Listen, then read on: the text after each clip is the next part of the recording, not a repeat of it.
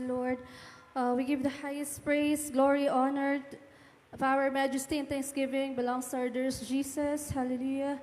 We give double honor and respect to our beloved parents in the Lord. We remember and cherish the blessed preachings and teachings of our dearly beloved Pastor Willie Estrada Almeda and our dearly beloved Assistant Pastor Elena C. Almeda. Greetings to the beloved Almeda family, beloved preachers, beloved workers, beloved brethren, visitors, and live webcast viewers. Hallelujah. Praise the Lord. Pinapasalamatan ko po ating pinakamamahal na Panginoon Jesus sa pagkakataon po na ako po'y makapagbahagi na aking patotoo dito sa dako ng Davao City. Hallelujah, praise the Lord. Thank you, dear Jesus. First time ko po makapagpahayag ng aking patotoo sa dakong ito. Hallelujah. Pinapasalamatan ko po ating pinakamamahal na Panginoon Jesus na kami po'y pinag-ingatan. Galing po kami ng Cagayan de Oro, mga minamahal. Hallelujah. Nakarating na malwalhati dito sa dako ng Davao. Hallelujah. Praise the Lord. Thank you, dear Jesus. Pasalamatan ko po ating pinakamamahal na Panginoon Jesus, mga minamahal. Isa po ang aking mga beloved parents, mga minamahal na kinahabagan natin pinakamamahal na Panginoon Jesus na maabot na panalangin na ating beloved Evangelist Pastor Willie Estrada Almeda sa dako po ng Cagayan de Oro, mga minamahal, way back year 1992 po, mga minamahal ng aking beloved parents ay masave sa banal na gawain na ito, mga minamahal. Ako po ay may karamdaman na asthma at meron po akong maintenance na gamot, mga minamahal. Kami po ay pabalik-balik po sa German Doctors Hospital po, mga minamahal, para kunin aking beloved mama ang aking maintenance na gamot every 6 months po, mga minamahal. Hallelujah. Ngunit nang masumpungan po ng aking beloved parents ng banal na gawain na Jesus Miracle Crusade International Ministry, sa unadalagin ng beloved parents in the Lord, mga minamahal, ang aking pong asma, mga minamahal, ay tuloy pinagaling natin pinakamamahal na Panginoon Jesus. Hanggang sa mga oras na ito, mga minamahal, hindi ko na po naranasan na magkaroon ng sakit na ganyan, mga minamahal. Hallelujah. Hallelujah. Praise the Lord. Pinapasalamatan ko rin po ating pinakamamahal na Panginoon Jesus. Mga minamahal, ako, sa akin po kabataan, mga minamahal, isa rin po ako na ginamit bilang children's choir, single choir hanggang sa mag-finest choir, mga minamahal. Ngunit nung ako po'y magkaroon ng, nung ako po'y mag-18, mga minamahal, hallelujah, ako po'y nawalay sa banal na gawain, ako po'y nawalay sa ating pinakamamahal na Panginoon Jesus. Hallelujah, praise the Lord, na umabot po hanggang 15 years, mga minamahal. Hallelujah, praise the Lord.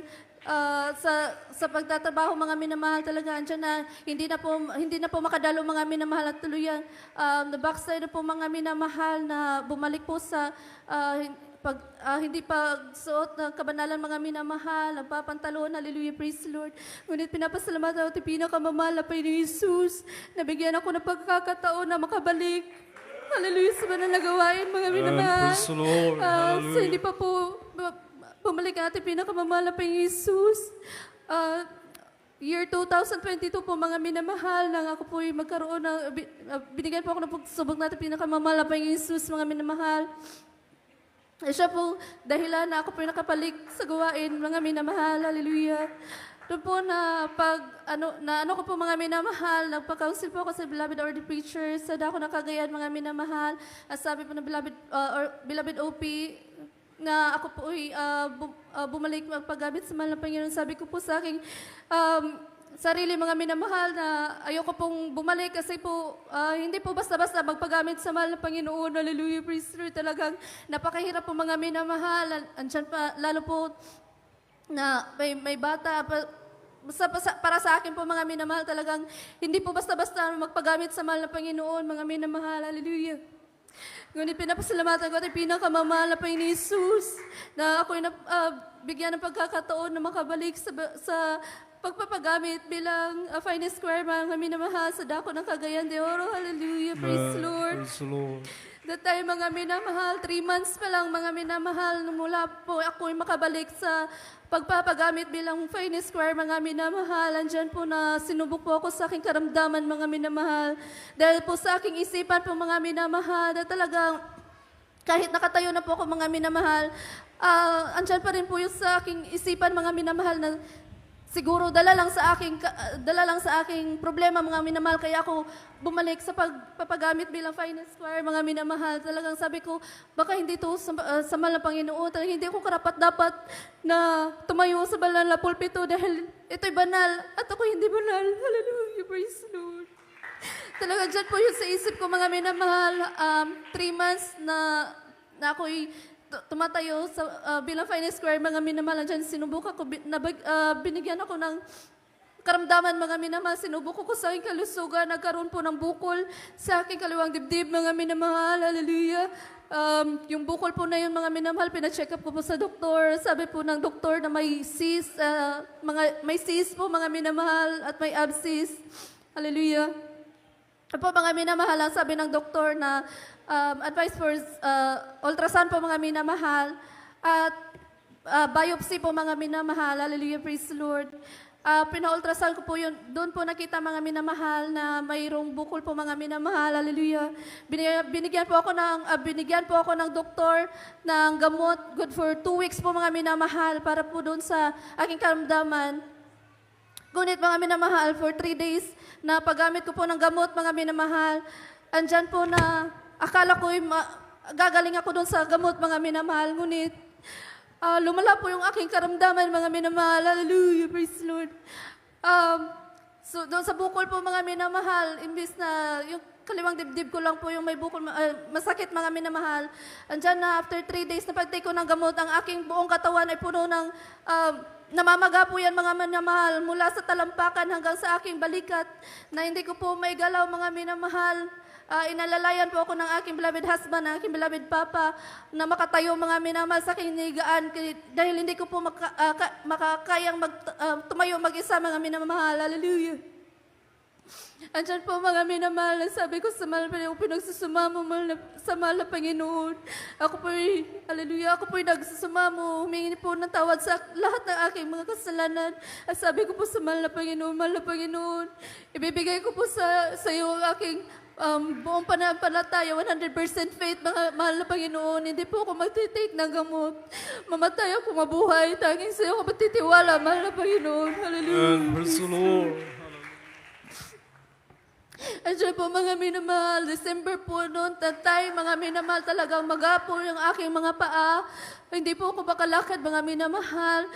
Thanksgiving po sa dako ng Cagayan, mga minamahal, 32nd church anniversary nung 31st, mga minamahal, nung 2022 po, mga minamahal, na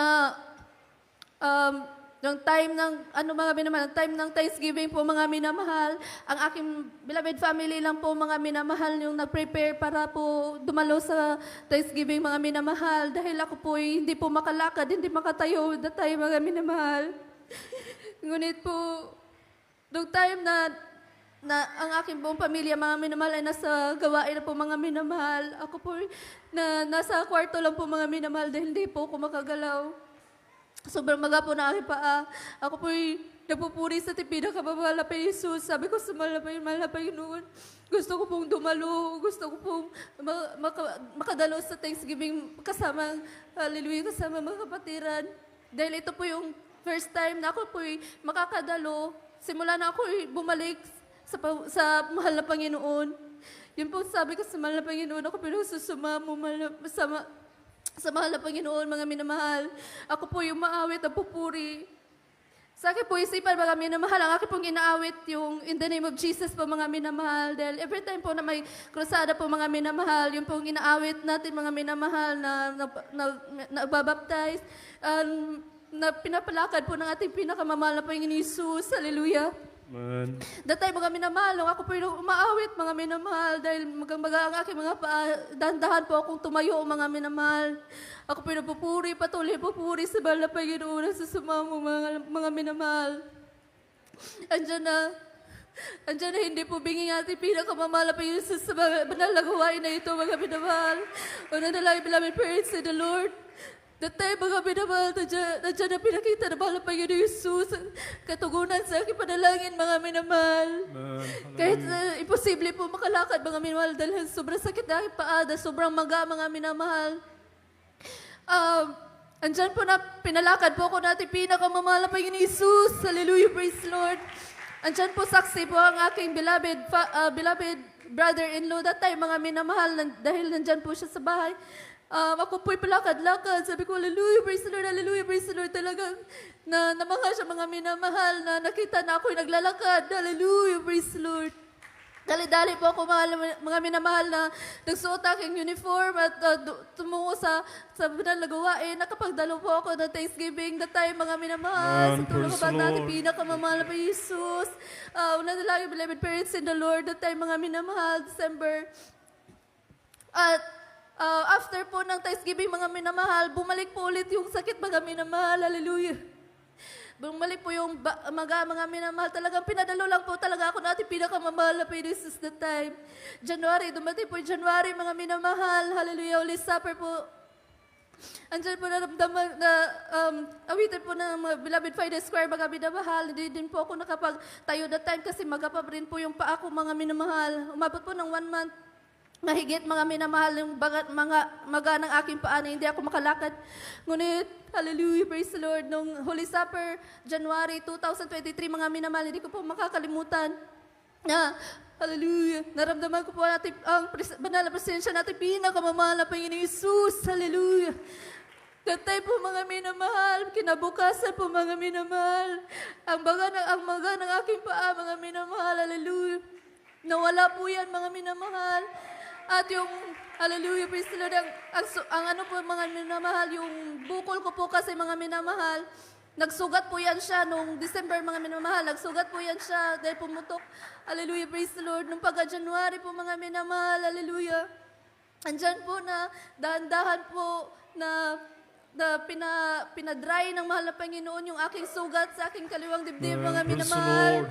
Hanggang sa tuluyan po, mga minamahal, na nawala po yung sugat na singlaki na po ng mga minamahal, dalawang daliri, mga minamahal, hallelujah. Andyan po na pinatuyo ng mahal na Panginoong Jesus. 2023 po, mga minamahal, after 1 month, mahigit, mga minamahal, na tuluyan akong pinagaling natin pinakamamahal na Panginoon Jesus. Hallelujah. Nawala po akong tinitake na gamot, mga minamahal, dahil sabi ko sa mahal na Panginoon, mamatay ako, mabuhay. Sa mahal na Panginoon ko magtitiwala. Hallelujah. Praise God. Andiyan po hanggang sa mga oras na ito, mga minamahal, no? Tuluyan ako pinagaling natin pinakamamahal na Panginoon Jesus. At nawala po, mga minamahal, talagang tunay na himala na ating pinakamamahal na Panginoon Jesus. Na walang opera, mga minamahal. Nawala po yung aking bukol. Nawala po yung cyst, mga minamahal. Hallelujah. Praise Lord. Talaga tunay, buhay ang ating pinakamamahal na Panginoon Jesus sa banal na gawain. Na Jesus Miracle Crusade, sa una na lang yung mga parents in the Lord, mga minamahal. Hallelujah. Pinapasalamatan ko po ating pinakamamahal na Panginoon Jesus sa lahat po mga pagpapalang iyan, sa financial, material, physical, higit sa spiritual na pagpapala. Ang lahat ng kapurihan, tayo sa ating pinakamamahal na Panginoon Jesus po lamang.